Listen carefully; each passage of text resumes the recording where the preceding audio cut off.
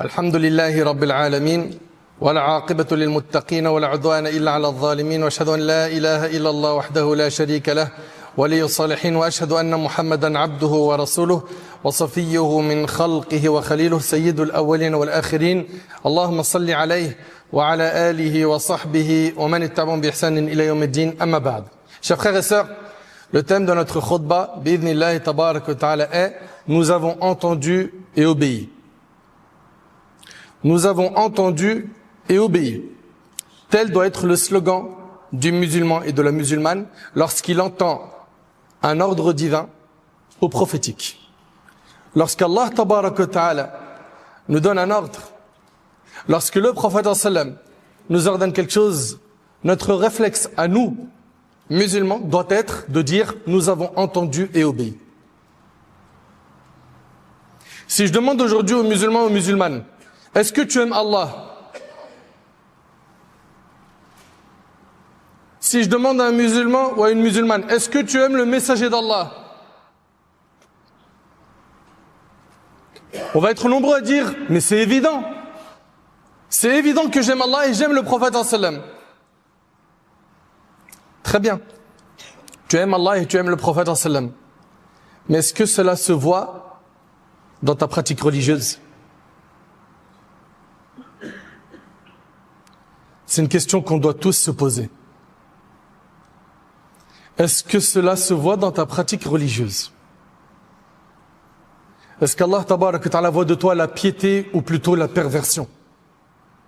Toi qui prétends aimer Allah et le messager d'Allah alayhi salatu wassalam. Allah tabarak wa ta'ala dit إنما كان قول المؤمنين إذا دعوا إلى الله ورسوله ليحكم بينهم أن يقولوا سمعنا وأطعنا وأولئك هم المفلحون. La seule réponse des croyants lorsqu'on les appelle vers Allah et son messager pour que ce dernier juge entre eux est de dire nous avons entendu et nous obéissons. Ce sont eux les bienheureux. Allah Ta'ala nous dit dans le verset que les bienheureux sont ceux qui ont entendu et obéi. Telle est la parole des croyants qui ont réussi. Sami'na wa ata'na. Nous avons entendu et obéi. Allah Ta'ala leur ordonne, ils se conforment à l'ordre. Allah leur interdit, ils s'abstiennent immédiatement. Ils s'arrêtent aux limites fixées par Allah, sans hésitation, sans lenteur, sans d'abord exposer l'ordre divin ou prophétique à sa raison. Si ma raison rejette l'ordre, je ne le mets pas en pratique. Et si la raison accepte, j'accepte. Le musulman n'agit pas ainsi. Le musulman met en pratique le dîn d'Allah même s'il ne comprend pas la sagesse qui découle de l'ordre. Et c'est ça même la définition de la soumission à Allah. Les croyants sincères ne laissent aucune place à leur passion pour décider à leur place quand un ordre divin est révélé. Allah Ta'ala dit وَمَا كَانَ لِمُؤْمِنٍ وَلَا مُؤْمِنَةٍ إِذَا قَضَى اللَّهُ وَرَسُولُهُ أَمْرًا أَن يَكُونَ لَهُمُ الْخِيرَةُ مِنْ أَمْرِهِمْ. Il n'appartient pas à un croyant ou à une croyante, après qu'Allah et son messager ont décidé d'une chose, d'avoir encore le choix dans leur façon d'agir. Est-ce qu'on peut méditer sur ce verset? Allah subhanahu wa ta'ala, notre créateur, le maître, il nous dit qu'il n'appartient pas à un croyant ou à une croyante, lorsqu'Allah et son messager ont décidé d'une chose, d'avoir encore le choix dans leur façon d'agir. As-tu oublié que c'est Allah qui t'a créé? Qu'il est celui qui connaît mieux que quiconque ce qui sera avantageux pour toi et ce qui sera nuisible et qui sera désavantageux et qui te fera du tort? As-tu oublié que tout ce qu'Allah nous ordonne ou nous interdit, c'est pour notre intérêt?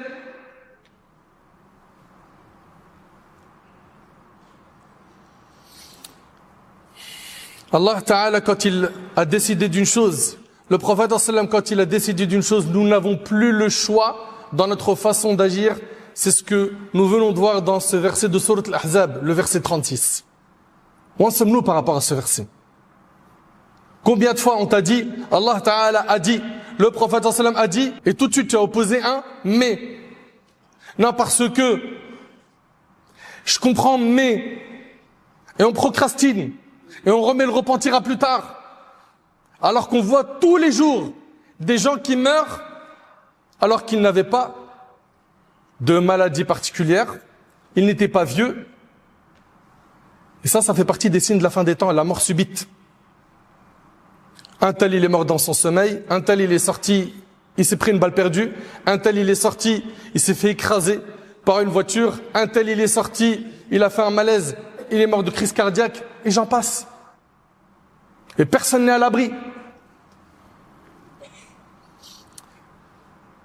On trouve malheureusement des gens qui, quand on leur rappelle ce qu'Allah subhanahu wa ta'ala a dit, ce que le prophète sallallahu alayhi wa sallam a dit, ils cherchent à interpréter les versets selon leurs désirs, selon leurs passions. C'est ainsi qu'on voit des gens qui rejettent l'ordre d'Allah, l'ordre du prophète sallallahu alayhi wa sallam. Pourquoi? Parce que ça ne colle pas avec ses passions. Nous pouvons savoir si nous aimons véritablement Allah et son messager. Vous savez comment? Écoutez attentivement s'il vous plaît. Pour ceux qui aimeraient savoir s'ils aiment véritablement Allah et son prophète sallallahu alayhi wa sallam, le véritable critère, c'est notre degré de réceptivité et d'obéissance aux ordres d'Allah et de son prophète sallallahu alayhi wa sallam. C'est ça qui va te permettre de savoir si réellement tu aimes Allah et son prophète. Est-ce que tu es réceptif dès que tu entends le rappel? Est-ce que tu cherches tout de suite à faire ce qui t'a été ordonné, à délaisser ce qui t'a été interdit, ou non? Parce que c'est bien facile de le dire, mais parfois ce ne sont que des prétentions.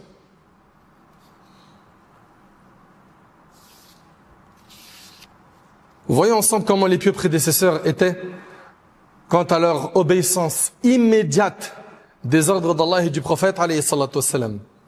Faut savoir qu'à l'époque des Arabes, c'était quelque chose de très répandu de consommer l'alcool. Anas radiyallahu anhu, le hadith est rapporté par Bukhari et Muslim. Il a dit, je servais de l'alcool dans la maison d'Abu Talha. Subhanallah, le compagnon Anas, il servait de l'alcool avant que ce soit interdit. L'interdiction de consommer les boissons alcoolisées fut révélée. Et le prophète sallam ordonna à un crieur public de l'annoncer. Abu Talha me dit d'aller voir qui criait. Je suis sorti et j'ai dit que c'était un crieur public qui annonçait l'interdiction des boissons alcoolisées.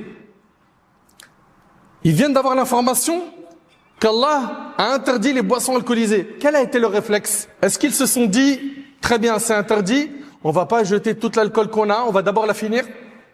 Est-ce qu'ils se sont dit, on se donne une marge, on se donne une semaine, comme ça on essaye de s'habituer petit à petit à au moins diminuer? Ou est-ce que tout de suite, ils ont cessé de consommer l'alcool? Subhanallah, Abu Talha lui a dit à Anas, va les déverser, va déverser l'alcool. Elles coulèrent alors dans les rues de Médine. Allahu Akbar. Et le hadith est rapporté par Bukhari et Muslim. Dans l'immédiat, Allah Ta'ala, dans le verset, il dit, Ya ayyuhalladhina amanu innama al-khamru wal-maysir wal-ansab wal-azlam rijsun min amali shaytan fajtanibuhu la'allakum tuflihun. Ô vous qui croyez, le vin, le maysir, les autels sacrificiels et les flèches divinatoires ne sont qu'une impureté œuvre de Satan. Écartez-vous-en afin que vous réussissiez. Qu'est-ce qu'ils ont dit? Nous nous en écartons. Nous nous en écartons. Dans l'immédiat. Dans l'immédiat, ils ont versé le vin qu'ils avaient dans leurs mains. Ils n'ont pas hésité. Ils n'ont pas dit, on attend demain, on attend la semaine prochaine. Ils n'ont pas dit, je suis pas convaincu, c'est pas assez clair. Ils n'ont pas dit, ça ne rentre pas dans ma tête. Wallah, leur réflexe a été tout de suite de se débarrasser de l'alcool. Et aujourd'hui, quand tu vois certains qui fument et qui s'autodétruisent, un tel c'est la drogue, un tel il est dans la cigarette, l'autre c'est dans la chicha, lui c'est les puffs, Shemma, et ceci, et cela. Et quand tu leur dis craignez Allah, vas-y ça va, tout le monde le fait. Ça va, c'est rien, il y a pire. Voilà les réflexes qu'on a aujourd'hui. C'est bon, je vais arrêter. De toute façon, je vais me ranger dans pas longtemps. Inch'Allah, j'irai à la Mecque.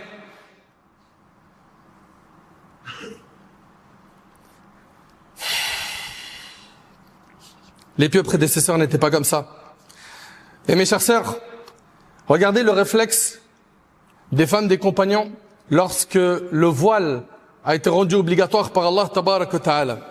D'après Urwa ibn Zubayr radiyallahu anhu, Aïcha radiyallahu anha a dit qu'Allah fasse miséricorde aux premières femmes muhajirat. C'est celles qui ont émigré dans le sentier d'Allah de la Mecque vers Médine.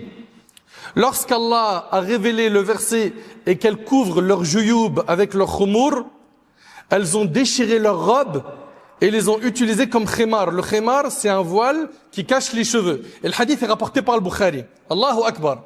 Elles se sont levées immédiatement. Elles ont pris un de leurs vêtements qu'elles ont coupé pour se couvrir les cheveux. Elles ne se sont pas dit, demain on achètera de quoi nous couvrir les cheveux. C'est dans l'immédiat. Tout de suite. Pourquoi? Parce qu'elles avaient pleinement compris le sens de Sami'na wa ata'na. Nous avons entendu et obéi. Et aujourd'hui, inna lillahi wa inna ilayhi raji'un. Quand tu commences à parler de halal haram, de respecter le code de pudeur dicté par notre religion, tu entends, ouais, je sais, mais j'arrive pas, je veux pas, je peux pas, et plein de prétextes. Alors que les femmes des compagnons, dès qu'elles ont entendu l'ordre, c'est dans l'immédiat. Dans l'immédiat, subhanallah, qu'est-ce qu'elles ont fait? Elles ont déchiré leurs robes pour se couvrir les cheveux. Allahu Akbar. Mes frères et mes sœurs, est-ce qu'on réalise à quel point nos pieux prédécesseurs étaient réellement soumis à Allah? L'ordre divin, lorsqu'il leur parvenait, ils le mettaient en pratique, mais c'est pas simplement ils le mettaient en pratique, ils s'empressaient d'obéir à Allah sans attendre. D'après Ibn Abbas, radiyallahu anhu, le prophète sallam vit une bague d'or au doigt d'un homme. Et vous le savez que l'or était autorisé pour les hommes, puis après ça a été abrogé. C'est interdit pour les hommes, c'est autorisé pour les femmes de notre communauté. Le prophète sallam, il voit, après l'interdiction de l'or pour l'homme, il voit une bague en or sur le doigt d'un homme. Il lui retire, il la saisit et il la jette par terre en disant: comment est-ce que l'un de vous saisit de sa main une braise en connaissance de cause? Une fois que le prophète sallam s'en alla, on a dit à cet homme: ramasse ta bague et tire-en profit. Il a dit non. Par Allah, jamais je ne la reprendrai. Alors que le messager d'Allah alayhi salatu wassalam l'a jeté par terre, c'est rapporté par Muslim. Wallahi, les pieux prédécesseurs, ils étaient impressionnants. Wallahi, impressionnants. Abdullah ibn Mas'ud radiyallahu ta'ala anhu, le hadith est rapporté par Abu Daoud. Écoutez attentivement s'il vous plaît ce hadith et méditez-le car il est très très profond. Le prophète sallam, il s'est installé sur le minbar un vendredi et il a dit: asseyez-vous. Il est sur son minbar, il prêche et il dit: asseyez-vous. Ibn Mas'ud, il n'était pas encore arrivé à la mosquée, il a entendu l'ordre. Il s'est assis là où il a entendu l'ordre. Allahu Akbar. Il a entendu l'ordre. Asseyez-vous, il s'est assis. Et regardez aujourd'hui comment on négocie les ordres d'Allah et du prophète sallam. Et après on se pose des questions, pourquoi est-ce que la Ummah, elle est humiliée? Est-ce qu'on pratique réellement le din d'Allah? Ou est-ce qu'on pratique quelque chose qui est dicté par nos passions? Le prophète sallam, il a dit: asseyez-vous. Ibn Mas'ud entendit cela alors qu'il était encore à la porte de la mosquée. Il s'est assis aussitôt sur le seuil. Le prophète sallam le vit alors et lui a dit: viens, ô Abdullah ibn Mas'ud. Le hadith, il est rapporté par Abu Daoud. Les compagnons du prophète sallam, ils sont dans la mosquée et ils sont en train de prier la prière de Subh, comme cela est relaté par l'imam al-Bukhari et Muslim. Un homme va aller voir les compagnons qui sont en prière, ils sont en ruku', inclinés, et va leur dire que Allah a révélé à son prophète de se tourner vers la Kaaba. Pendant la prière, ils vont se tourner en direction de la Mecque. Allahu Akbar. Ils ne vont pas attendre la fin de la salat pour vérifier l'information. Elle vient d'un compagnon et ils savent que les compagnons sont honnêtes dans la transmission. C'est dans l'immédiat qu'ils ont mis en pratique. Wallahi que c'est impressionnant.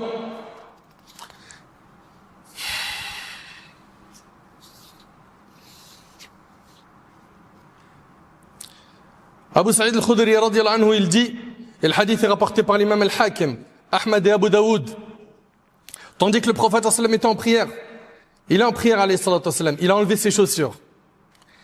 Et les gens derrière lui enlevèrent leurs chaussures à leur tour. Il faut savoir qu'à l'époque, la mosquée ne contenait pas de tapis. Donc ils priaient avec leurs chaussures. Tandis que le prophète sallam était en prière, il enleva ses chaussures. Les gens derrière lui ont enlevé leurs chaussures à leur tour. Lorsqu'il a fini sa prière, le prophète sallam leur a dit: pourquoi avez-vous enlevé vos chaussures? Ils dirent au messager d'Allah, nous t'avons vu enlever tes chaussures, nous en avons fait de même. Tu as fait, on fait. Et c'est comme ça qu'on devrait être. Et là, le prophète sallallahu alayhi wa sallam a dit, l'ange Gabriel est venu m'informer que mes chaussures étaient entachées d'impureté. Il avait une impureté. C'est pour ça qu'il a enlevé ses chaussures pendant la salat. Subhanallah, il a dit, quand l'un de vous se rend à la mosquée, qu'il scrute le dessous de ses chaussures, s'il voit une impureté, qu'il essuie ses chaussures sur le sol, puis prie avec, rapporté par Ahmed al-Hakim et Abu Daoud. Allahu Akbar.